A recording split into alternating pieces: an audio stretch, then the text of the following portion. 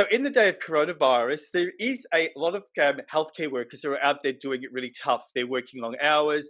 They're actually really stressed. They maybe not even seeing their own family. And today we're going to interview one special guy who is actually looking after them. Hi, welcome to the Secret Men's Business Podcast. This is Youre Busuttil.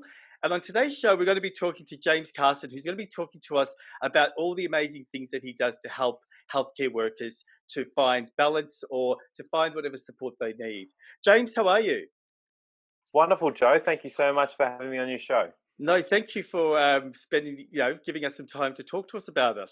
So before we go on talking about what you do with healthcare workers, do you want to just introduce yourself and just tell us a little bit about you? Sure thing, Joe. So my name is James Carson. Grew up in country Western Queensland, where I later went to boarding school on the beautiful Gold Coast. Basically, I'm a lover of going on adventures, having a laugh, challenging myself both physically, mentally, and spiritually. My service to the world is working as a holistic health coach. So I work with one-on-one clients nationally and internationally.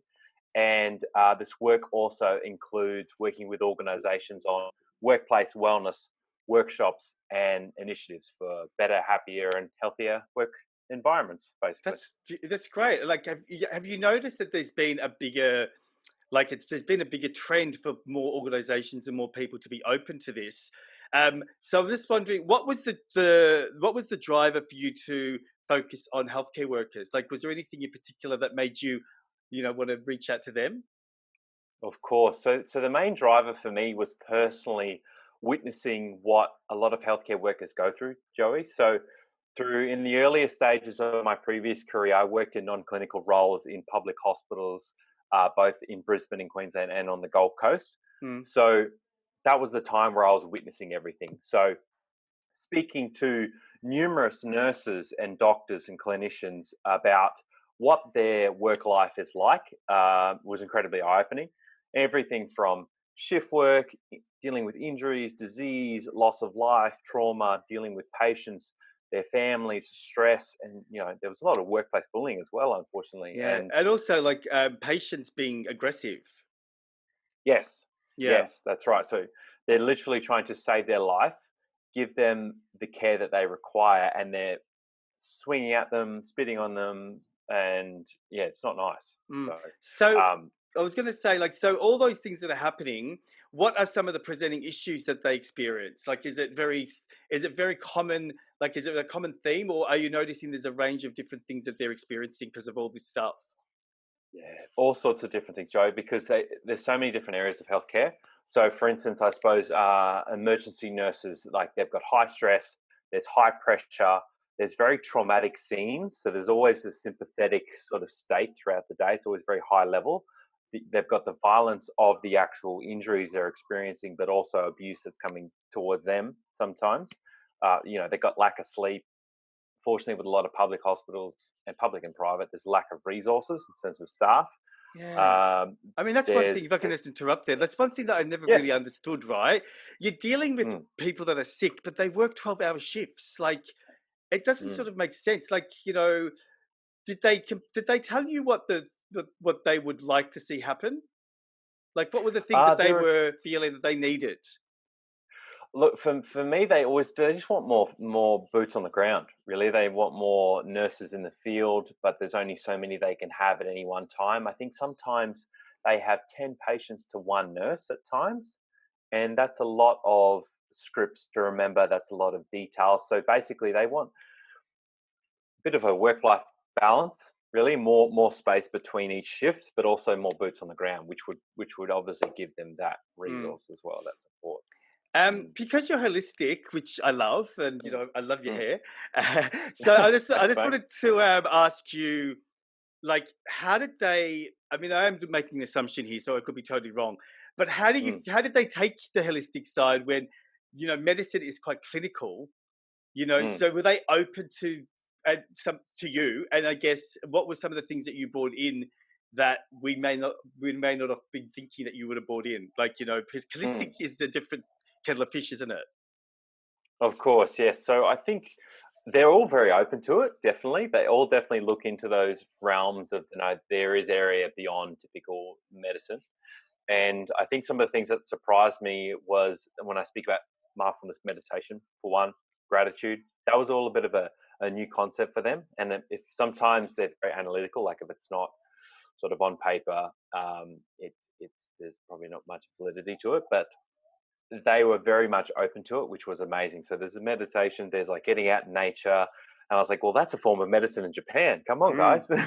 So the younger ones, when the older generation comes in, it's a little bit harder, but they're getting there, Yeah. So, definitely. well, do you want to share? Like, so that's interesting because I think this is an experience that not just what you're doing, but I think everyone's experiencing some sort of um, wake up. So, how have Mm. you dealt with the older ones, the ones that are Oh, sort of stuck in the sort of way that they see the world, and I don't need to have that. I don't need to have meditation or whatever they might say. How have you dealt with them, or how have they dealt with you? mm. No, they're quite good because you come to them with a very polite and approachable manner. You're not trying to bark orders at them or anything like that. You just like, just give this a go. Let's just go through a quick 5 minutes guided breathwork meditation and see how you feel. If you don't feel any better, then we won't do it. Mm. And then 9.9 times out of 10, they go through it. They feel better. They're like, oh, okay, maybe there's something to this. Yeah. And most of the So, times, they've just never experienced or had access. That's all it is, really, isn't it? Once they have mm, access, which again is just my own fascination. Hospital medicine. You would think that there would be, they would think about holistic coming in, but there is a separation.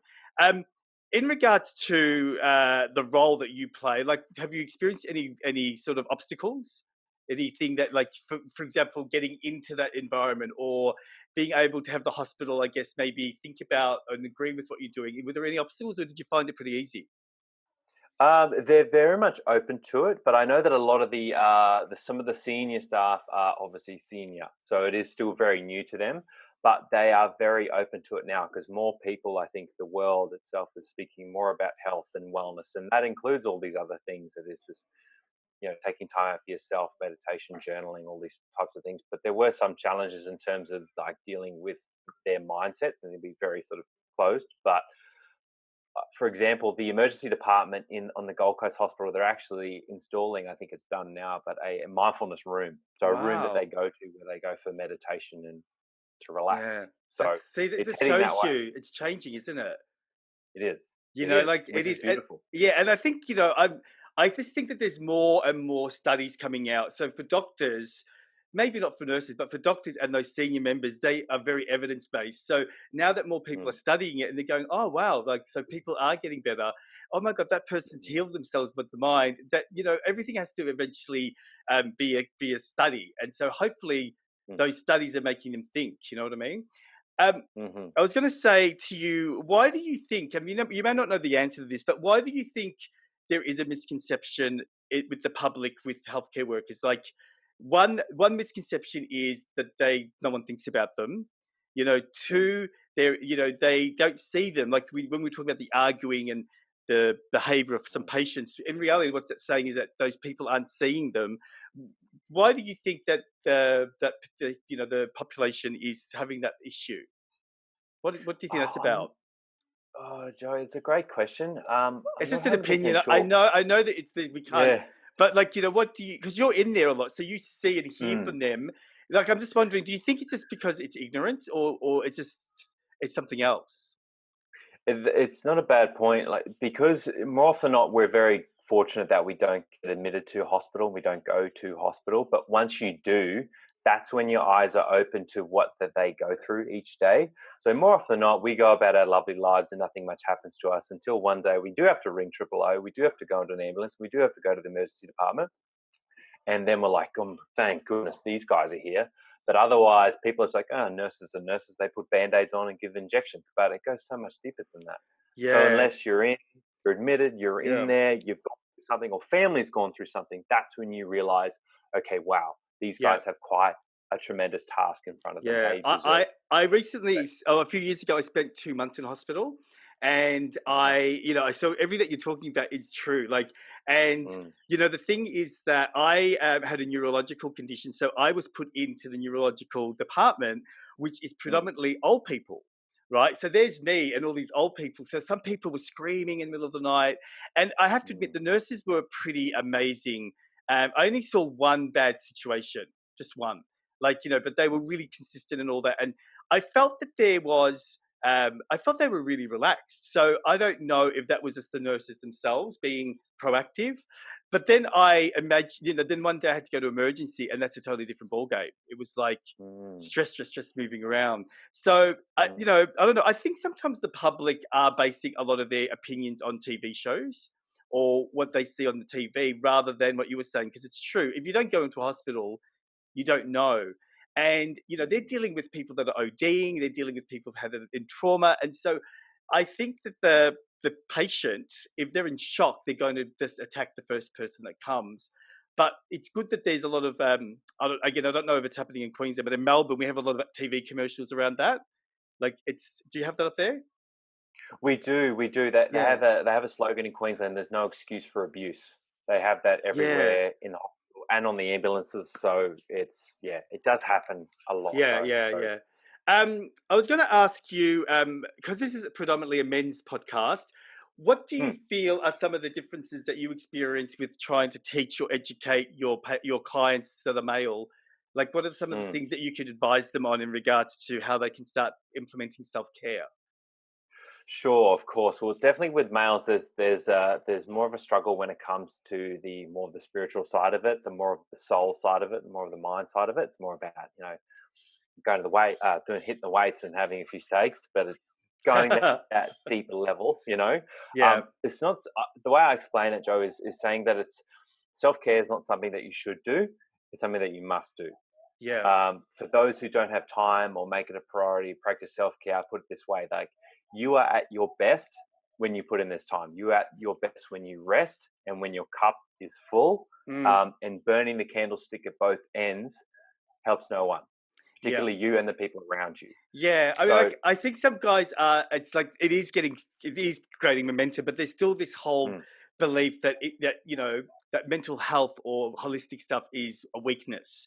So it just needs to mm, be a conversation. So, do you mind if you share with us how you discovered it? Like, what was your discovery to holistic? Like, how did you find it? mm, Because I think that might interest some people in regards to a guy and you're in Queensland, and then all of a sudden I don't know if you experienced something or you met someone, and now you're doing it as a job. So, mm. what was your introduction? That's a great question, Joe. So I'll give you the shortest version I possibly can. So probably about 5, 6 years ago, when I was hell bent on all about what I mentioned before was weights and steaks, I very much sort of identified myself on my own self image, my physical self image. And I was very much caught up in going to the gym, and that was about as deep as things got for me until I got an injury. Right. And I was out for 6 to 8 weeks, and all of that training, I couldn't even run, Yeah. came to a grinding halt. So from everything that I identified with to myself and physically was Gone. came to a grinding halt.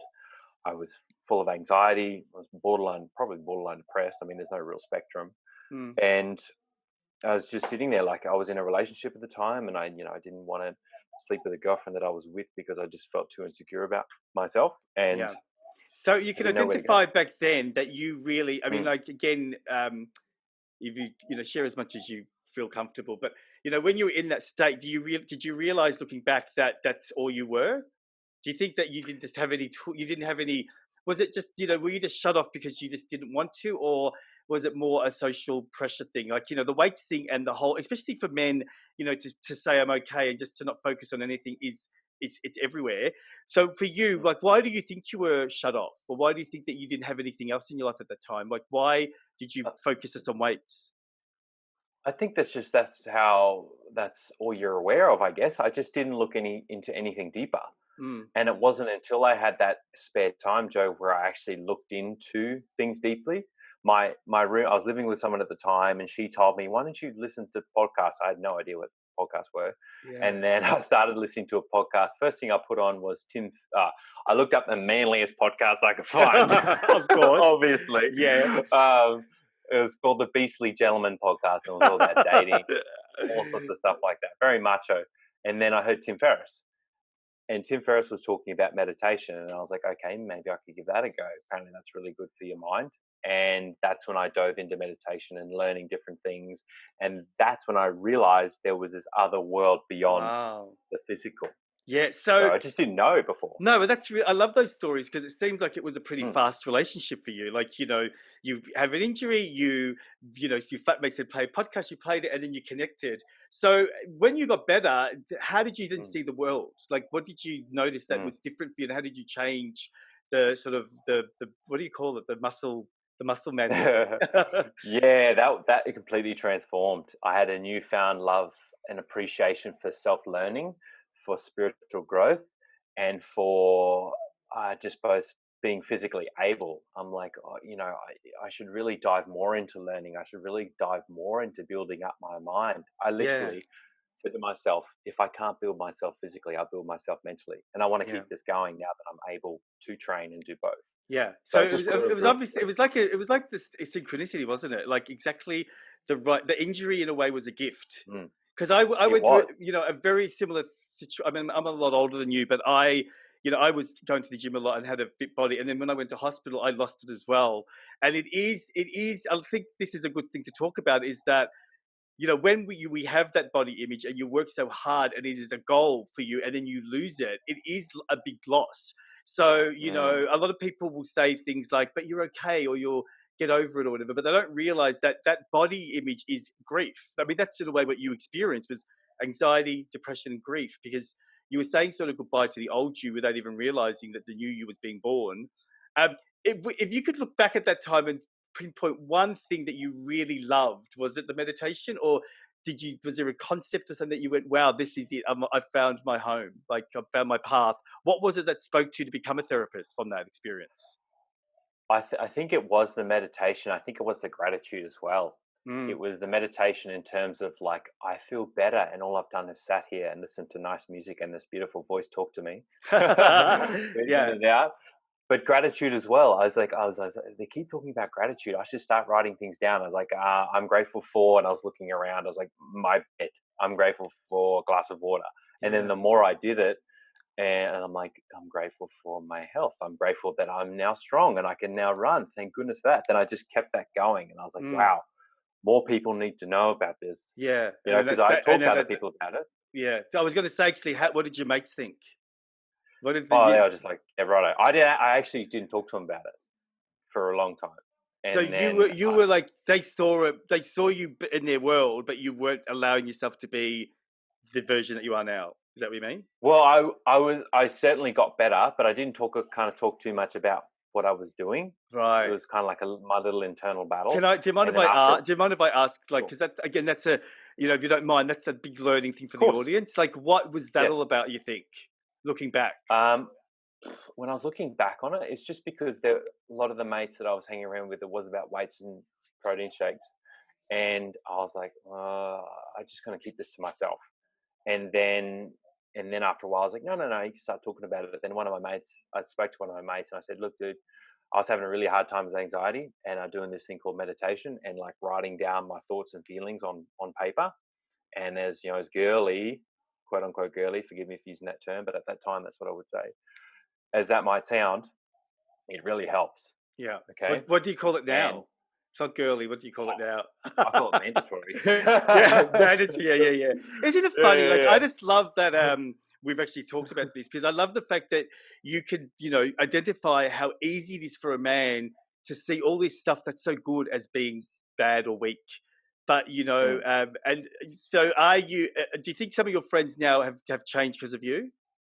I encourage them all the time. And a lot of them have seen how much I've changed, Joe. Like, they've seen how overweight I was and what sort of different way I have. They're like, dude, you think differently, or you act differently. You really embody what you talk about. I was like, yeah, man, because it really works and it really helped me, and it helps people all over the world for many years. So you should give it a go too. And then they do, and then they keep it for a while. And they're like, you know what, mate? I've actually been meditating. It's been really helpful. It's like, good. Tell everyone. That's so cool. That's really cool. I'm really, really glad that we brought that up, because I think that Yeah. your story will help a lot of people, because it shouldn't Mm, be anything that we're ashamed of or uncomfortable of. It really is a mm, reflection of, us being proud of the fact that it's normal to meditate or to have anxiety. I think, I mm, mean, because my main preface is suicide prevention, a lot of mm, men will not talk about their problems because of shame. And the more that we talk about it, the easier it's going to be for men to share. mm. So again, thank you. I want to ask you one Yeah. last question. Like I was saying to you before we Sure. started this call, I was jealous of your little road trip you just had. So I just wanted to ask you what that was like and what you experienced, and maybe because I know that you went on your own, right? I did, Joe. Yeah. Yes, What was yes. that So like, and what did you learn? great. It was great. So I suppose beginning from the biggest thing was the sense of adventure, and having the time to think was some of the most profound experiences. And I just sort of wanted to get away from the environment that I was in and just sort of have a bit of a deep thought about what the future holds for me, Mm. and also just see more of our lovely state because we couldn't do much traveling. So I went from Brisbane all the way to 1770, which is about 7 hours north of Brisbane, stopping along the way, seeing various beautiful towns. And I saw more of Queensland in those 6 days, Joe, than I have in a lot of my life. So there's a lot of Yeah. value to getting a camper van and getting out and about. Yeah. Um, I must say I made a lot of rookie mistakes, but that's all part of the journey. Well, watching you on Yeah. Facebook, I love the way that you just owned it and just accepted it and didn't make it into a drama, and you were really chilled. That was the reason why I reached out to you. Like, if you think about I'm going to call it Muscley James. If Muscley James was on that, would Muscley James go on that road trip? No. Muscley James would want to stay at home so he could get to bed on time and go to the gym in the morning. And Yeah. that's Okay. Well, that's cool. That's yeah, cool. So, I mean, yeah. like, yeah, nature is a really. I mean, did you find? Oh, Did you find that you were you lonely, and did you find that was did you mm. expand the things that would normally challenge you? How did you? I guess did you? Yeah. How did you deal with some of those things that may have triggered you or come up that for you to explore? Mm. A great question. So I'm actually releasing a series on the van life on YouTube, and I think probably part 3 or part 4, I talk about how, speaking honestly, that it was a bit lonely, Mm, and you would want to do that trip with someone special, or at least with a dog or something like that. yeah. um, and it kind of pushes you out of your comfort zone to have a yarn to a few more people around you, because you're Mm, in a town where you don't know anyone. yeah. But it also pushed me to just go and embrace the unknown. Just I go on hikes and adventures all the time, but I'm like, just go in there, and don't Mm, feel like you have to stick around your van. Go out and about. mm, So was a little bit lonely, but you just sort of realize that's okay. I'm going to go have a yarn to some yeah. people in a So cafe, and you I made feel, some cool friends. yeah. So you feel like Mm, do you feel like you've that being I agree with you that everything is better with other people, but you yeah. went, and that's a really brave move, and it's fantastic. So do you feel that that was sort of like an acceptance or a opening up for you to know that actually you actually aren't lonely? It's actually, a lot of Mm, times people think they're lonely, but what you just said is mm, that you did, you're pretty active, and your videos were pretty active doing stuff, and you were happy. mm, So you can look back and maybe say to yourself, actually, you know what, it wasn't lonely, it was just I was alone. Like, how do you, mm-hmm. again, do you connect with that? Yeah, yeah, it's definitely. I think our energy and the way we hold ourselves can be a big contributor to people engaging with us, Yeah. and us feeling open. Like if I walk around, Joe, with my phone and my headphones in, that's kind of like automatically me, like I'm just listening to something. And many people won't approach me, but if I walk around, body language open, just sort of smiling with my hands visible, or don't have headphones in, I'll just say good day and good morning to as many people as I can. And you never know, like some old fella pull you up and you have a good long Yeah. yarn too, Yeah. which is great. Yeah. So yeah, I it's love it. your energy and how you hold yourself. Yeah. Yeah. I mean, I've always traveled on my own, and I always feel Mm, like, I hope people that have traveled with me aren't listening, but I always find traveling with someone not as engaging as what you just did. Like I remember I've gone overseas twice for 3 months on my own. mm, And I know that if I went with people, I wouldn't have met half the people I know, or I would have experienced half the things, because when you're with someone, you're in a way, you're being yourself. And I think the good thing about going away is, like you said, you are lonely, and that's a new thing. So you get to explore these new feelings. And going out for dinner on your own is so challenging. But once you get used to it, isn't it? You make friends. I mean, I always had mm. people come up to me saying, "Oh, are you by yourself? Come and sit with us." So I always sort of had someone looking out for me. So it's good. So would you do it again, you think? Absolutely, absolutely. I've done basically all my travel on my own, and I would do the camper van thing again. But I think it is. I understand what you mean. You certainly get out there more and meet more people if you're on your own. But it's special to bring people. But Yeah. I actually remember a story. I was traveling across New Zealand on my own Airbnb. The host was like, "Oh, you're on your own. Do you want to come in for dinner?" And they actually had me in for dinner at their home. So people are more hospitable when you are Yeah, on your yeah. own. Well, it could be it's that. It's also I think people feel, we do need to get used to it more. People do feel a little bit uncomfortable when they see, I know certain people that won't go to the movies on their own. It's like we have to accept Mm, that being on your own is part of being holistic. It's good to sometimes be detached from someone and just to go and, just chill out in a van and just meet people and just be there and just have fun. So thank you for sharing that for us. And thank you so much for being on our thank you. podcast today. And yeah, I hope everything goes well with all your healthcare workers and with your Hmm. business. So thank you, James. No, wonderful. No, thank you, Joe. Thank you so much for the opportunity, and everyone listening. Thank you for listening. Thank you. So you've been listening to the Secret Men's Business podcast. This podcast will be out on Monday at 9 a.m. And don't forget, we're also on YouTube now, Secret Men's Business SMB TV. So make sure that you subscribe by clicking the button below. Okay, have a great week, everyone. Bye.